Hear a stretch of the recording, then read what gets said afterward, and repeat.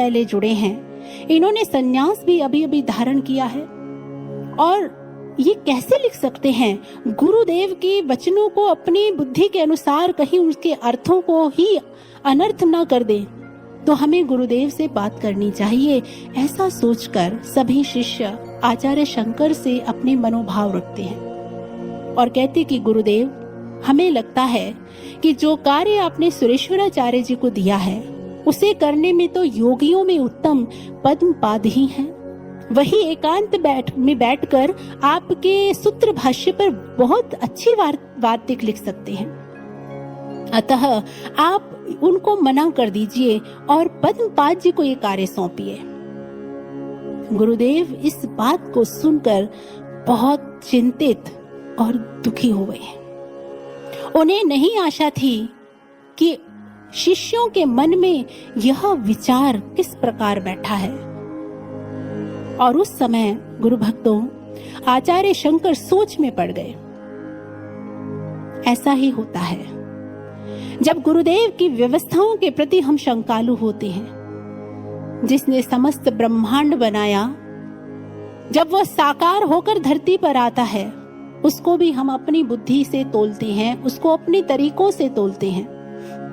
जैसे एक व्यक्ति बाग में घूमने के लिए गया और घूमते हुए उसने देखा कि बेल पर तो कद्दू लगे हैं और पेड़ पर लगे हैं सेब, और वो हंसते हुए मजाक बनाते हुए कहता है, हे ईश्वर, आप थोड़ी सी बुद्धि आज के विज्ञान से भी ले लेते। आपने पतली सी बेल पर कद्दू लगा दिए और इस वृक्ष पर छोटे छोटे सेब लगा दिए। और ऐसा कहते हुए वह इसी प्रकार मीन मेख निकालता हुआ उस वृक्ष के नीचे बैठ गया और उसको कुछ ही क्षण में नींद आ गई। अचानक हवा का तेज झोंका आया और एक सेब टूटकर उसके सिर पर जोर से गिरा। जैसे ही गिरा, झट से उसकी आंख खुली, हाय हाय कहता हुआ उसकी नजर कद्दू पर पड़ी तो उसने हाथ जोड़ लिए। जानते हैं क्या कहा? शुक्र है प्रभु, तुमने इस पेड़ पर कद्दू नहीं लगाए, अगर कद्दू लगते तो आज मेरे सिर का क्या होता। इसलिए गुरु भक्तों, एक शिष्य कहता है, ये दुनिया बनाना और बना के फिर चलाना बस उसी का काम है। बड़ा जबरदस्त उसका इंतजाम है। जल पे है थल और थल पे आसमान है। जल पे है थल और थल पे आसमान है, फिर भी एक दूजे पे ना बोझ के समान है। गजब का ये जहान है, बिन खंबे का मकान है, जहां का एक एक कण उसका गुलाम है। बड़ा जबरदस्त उसका इंतजाम है। सूर्य चंद्र तारे अपने धर्म से न टल सके, इंसान की मजाल क्या जो इनका क्रम बदल सके।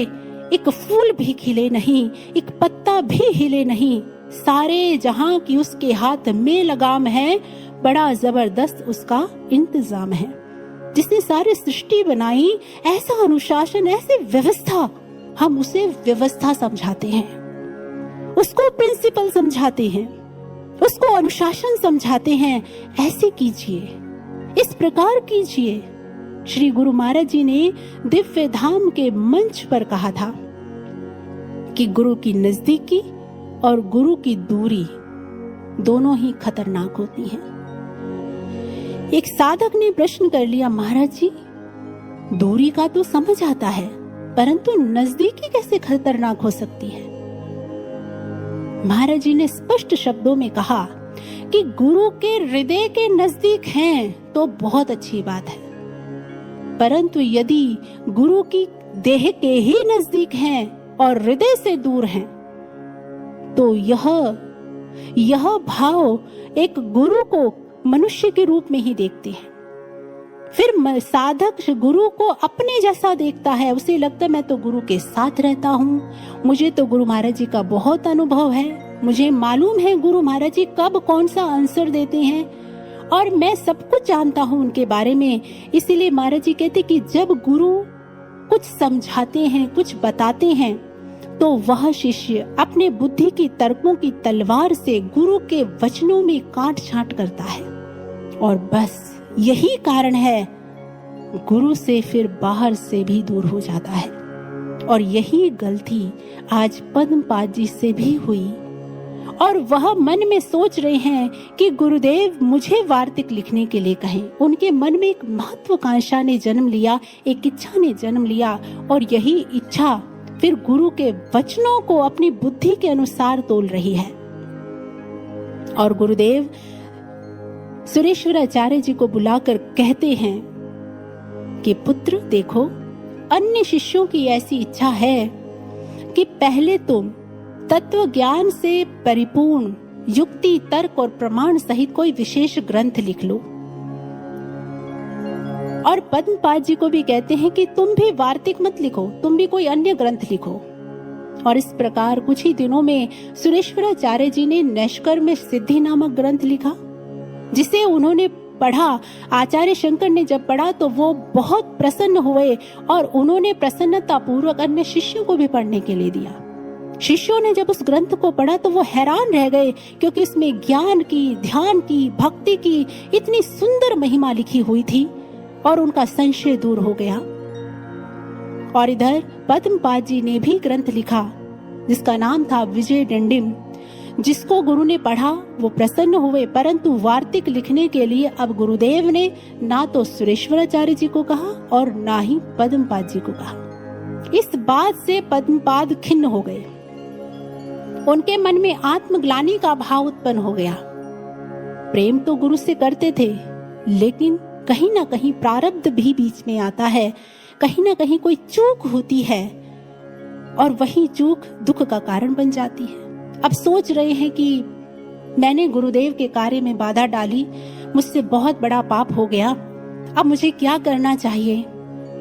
गुरु आश्रम में रहकर बार बार वही चीजें, वही बातें मेरे मस्तक में घूम रही हैं, तो क्यों ना मैं कुछ समय बाहर चला जाऊं, तीर्थ कर आऊं, इससे मेरा मन भी थोड़ा ठीक हो जाएगा।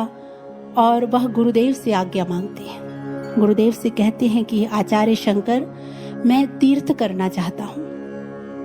आचार्य शंकर ने जैसे ही पद्मपाद के मुख से ये बात सुनी, वो चिंतित हो गए।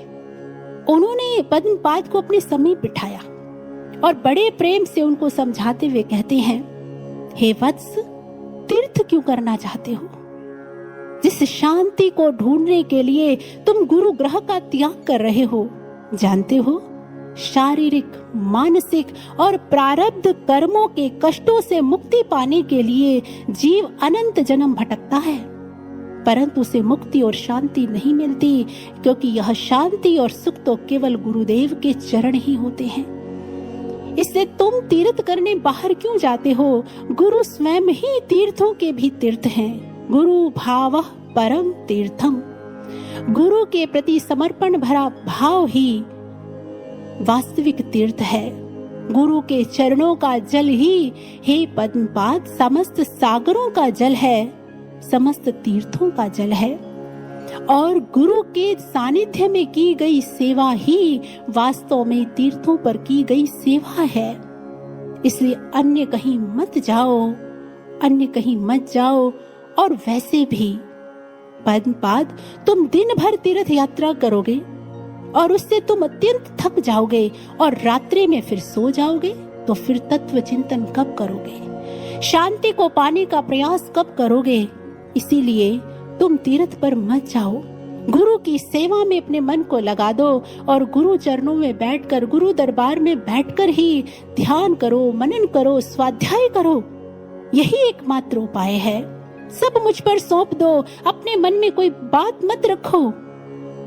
तुम उन विचारों का त्याग कर केवल मेरा चिंतन करो, देखो तुम्हें शांति मिलेगी। लेकिन पद्मपाद नहीं मानते। वो कहते, नहीं गुरुदेव, बस मेरी इच्छा है, मैं रामेश्वरम और सेतु बंद का दर्शन करना चाहता हूँ, आप मुझे आज्ञा दीजिए। गुरुदेव मुझे मन से आज्ञा तो दे देते हैं, लेकिन सावधान भी कर देते हैं। इधर पन्नी और भी तीर्थ पड़ते थे, जिनका भ्रमण करते करते वो उस स्थान पर पहुंचे जहां उनका ननिहाल था। ननिहाल में मामा ने जब अपने भांजे को देखा तो उसके सन्यासी वेश को देखकर तो वो बड़े दुखी हुए, परंतु बाहर से बड़ी प्रसन्नता दिखाते हुए उनको अपने घर लेवा लाए और उनसे आग्रह करने लगे कि तुम कुछ दिन यहाँ पर विश्राम करो। पद्मपाद जी भी अपने मामा के आग्रह को नहीं टाल पाए और रुक गए। अब मातुल जो मामा हैं, वो एक बहुत बड़े विद्वान हैं, प्रकांड, और वो पद्मपाद जी से पूछती कि तुम्हारे हाथ में जो ये ग्रंथ है, ये कौन सा ग्रंथ है?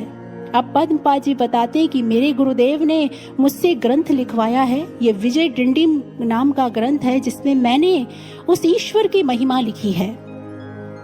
इसमें मैंने लिखा है कि आत्मा जो है वो ब्रह्म का ही स्वरूप है, माया के कारण ही भिन्नता है। जब आत्मज्ञान प्रकट होता है, गुरु कृपा होती है, दिव्य चक्षु प्राप्त होता है, तो भीतर ही प्रकाश प्रकट हो जाता है और भ्रम मिट जाता है।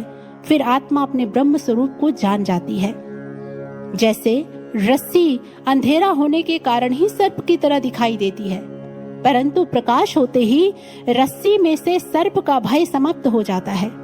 इसी प्रकार, और जब मामा जी ने इस प्रकार तर्कपूर्ण विचारों को सुना तो उन्हें भय हो गया कि यदि यह ग्रंथ, इसका प्रचार पद्मपाद इसी प्रकार समाज में करते रहे तो लोग ईश्वर दर्शन की ओर प्रेरित हो जाएंगे, ध्यान की ओर प्रेरित हो जाएंगे, हमारी बात कौन सुनेगा? और उन्होंने षड्यंत्र रचा और पद्मपाद से कहने लगे कि देखो वत्स, तुम आगे की यात्रा कर आओ और कुछ दिन ये ग्रंथ मुझे दे दो, मैं इसका अध्ययन करूंगा। इधर पद्मपाद गए और जब 3 दिन बाद वापस लौटे तो वो क्या देखते हैं कि मामा का तो घर ही जल गया और मामा जी भी अपने घड़ियाली आंसू बहाते हुए पद्मपाद से कहने लगे कि वत्स, क्या करूं, मेरे घर में आग लग गई और तुम्हारा जो वो ग्रंथ था वो भी जलकर नष्ट हो गया। जबकि मामा जी ने खुद स्वयं ही अपने घर को आग लगा दी, जिससे वो ग्रंथ शेष न बचे और किसी को शक भी ना हो। पद्मपाद कहने लगे कोई बात नहीं, ग्रंथ ही तो जला है, मेरी बुद्धि तो नहीं जली। मैं पुनः अपने गुरु की कृपा से फिर एक नए ग्रंथ की रचना कर दूंगा और जो विचार आपके और मेरे बीच में हुए हैं उनको और विस्तार पूर्वक लिखूंगा। अब तो मामा जी और चिंतित हो गए और उन्होंने उस रात्रि पद्मपाद को भोजन में विष दे दिया। देखिए, ये गुरु आज्ञा न मानने का, गुरु के चरणों से दूरी का परिणाम है कि आज ऐसी प्रारब्ध का ऐसा चक्र चला जिस भंवर में आज पद्मपाद फंसे। और जब वो प्रातः काल उठे भगवत प्रेमियों, तो उनकी बुद्धि विक्षिप्त हो गई थी। मतलब वो सोच कुछ रहे हैं लेकिन दिमाग में कुछ भी नहीं आ रहा है। वो चलना कहीं चाहते हैं, कदम कहीं पड़ रहे हैं, वो समझ नहीं पा रहे कि मेरे साथ ऐसा क्या हो गया। वैद्यों के पास गए परंतु कोई उपचार नहीं है। अब रो रहे हैं, अब पश्चाताप कर रहे हैं। सतगुरु तेरे चरणों की गर धूल जो मिल जाए, सच कहता हूँ मालिक किस्मत ही बदल जाए। मैंने भूल की है गुरुदेव, मुझ पर कृपा करो, मुझे समझ आ गया है, अब समझ आया है, ठोकर खाकर मैंने जाना है। अब मुझ पर दया कीजिए भगवान, मुझ पर कृपा कीजिए कि मैं आपका अंतिम समय तो दर्शन कर पाऊं। और गिरते पड़ते कठिन मार्ग को तय करते किसी तरह से पद्मपाद वापस गुरु के पास पहुंचे। आचार्य शंकर ने पद्मपाद जी को देखा, उत्साहित होकर उनका स्वागत किया, लेकिन पद्मपाद तो रो रहे हैं। तुरंत चरणों को पकड़ लिया, बिलक बिलक कर रोने लगे। गुरुदेव कहते कुशल तो है? पद्मपाद कहते नहीं गुरुदेव, कुछ कुशल नहीं है। भला कौन कुशल रह सकता है? गुरु के चरणों से दूर होकर कौन कुशल रह सकता है?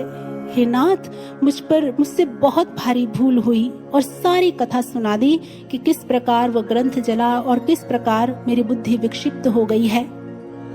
गुरु प्रेम से शीश को सहलाते हैं, उन्हें अपने समीप बिठाकर प्यार से दुलार कर रहे हैं, स्नेह भरे हाथों से उनके शीश को सहलाते हुए कहते हैं चिंता मत करो, कोई बात नहीं, चिंता मत करो पद्मपाद, अगर ग्रंथ जल गया है तो कोई बात नहीं, बुद्धि विक्षिप्त हो गई है कोई बात नहीं, वैसे भी इस संसार में सब माया का ही तो प्रपंच है।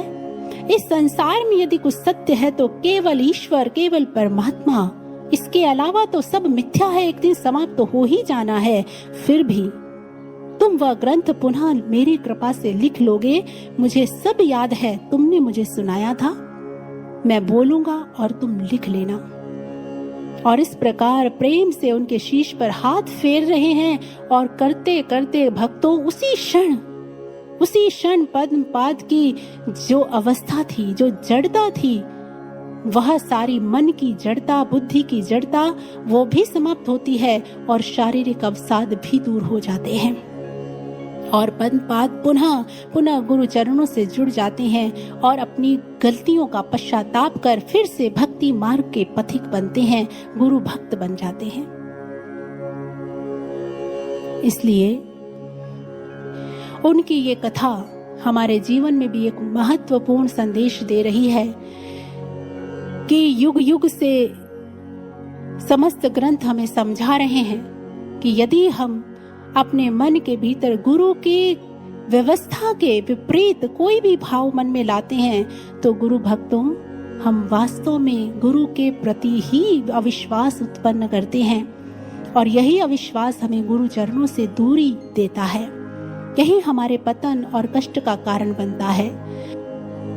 इसलिए गुरु भक्तों, हमें अपने गुरु महाराज